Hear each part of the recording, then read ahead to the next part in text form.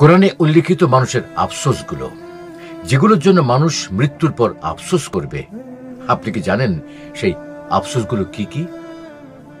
সেই আফসোসগুলো হচ্ছে, হায় আফসোস, আমি যদি তাদের অর্থাৎ আল্লাহর অনুগ্রহপ্রাপ্ত বান্দাদের সাথে থাকতাম, তাহলে আমিও আজ বিরাট সাফল্য লাভ করতাম।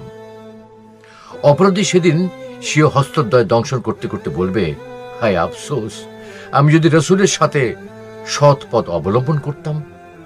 হায় আফসোস, আমি যদি দুনিয়াতে অমুককে বন্ধুরূপে গ্রহণ না করতাম যে তাকে খারাপ পথে নিয়েছিল। আগুনে যেদিন তাদের মুখমণ্ডলকে উপর করে দেয়া হবে, সেদিন তারা বলবে, হায় আফসোস, আমরা যদি দুনিয়াতে আল্লাহর আনুগত্য করতাম ও রাসূলের আনুগত্য করতাম, তাহলে আজ আমাদের এই দুরবস্থা হতো না।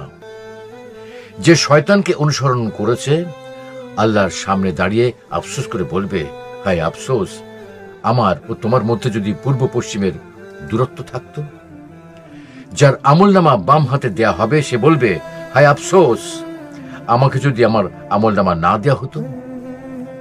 হায় আফসোস, দুনিয়ার মৃত্যুই যদি আমার শেষ ফয়সালা হতো।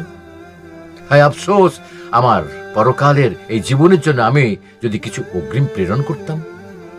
পরকালের জন্য পাঠানো কৃতকর্ম দেখে কোনো উপায় না পেয়ে কাফের বলবে, হায় আফসোস, আজকে আমি যদি মাটি হয়ে যেতে পারতাম। অতএব হে বন্ধুগণ, এই আফসোসগুলো আমাদের এখনই উপলব্ধি করা উচিত, কারণ মৃত্যুর পর এই ইচ্ছেগুলো চাইলেও আর পূরণ কিন্তু করা যাবে না। শুধু আফসোস করতে হবে, আফসোস আর আফসোস।